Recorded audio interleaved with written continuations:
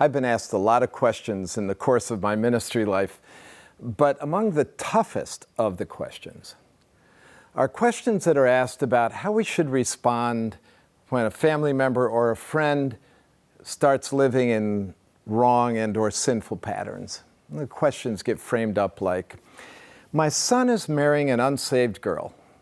Should I go to the wedding? I don't want to feel like I'm endorsing this. Or more challenging, my daughter has a partner in a same-sex relationship and she wants to bring her partner to Thanksgiving dinner with us. What should I do? Well, our first instinct, of course, is to make sure that we stand for righteousness. And we think that getting too close to these things looks like endorsement of sin. So distancing ourselves seems to be, though very difficult, probably the right thing to do. But Jesus has a whole different take on that, as he usually does. He tells us in Matthew chapter 5 that we're to love our enemies. And more to the point, later he says, love your enemies so that you can be like God, your Father, who sends the sun on the evil and the righteous and lets it rain on the just and the unjust.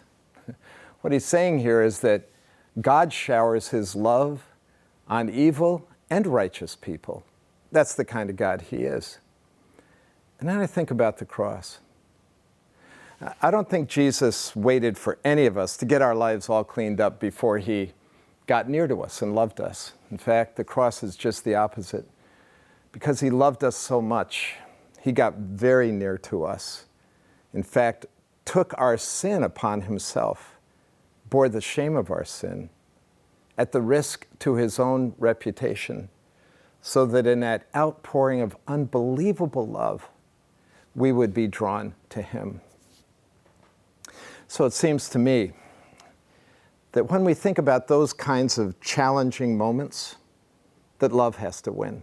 If you're going to fault on one side or another, you have to fault on aggressively loving.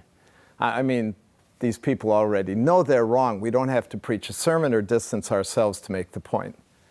What we do need to do is shower them with the love of Jesus Christ and embrace them with his love.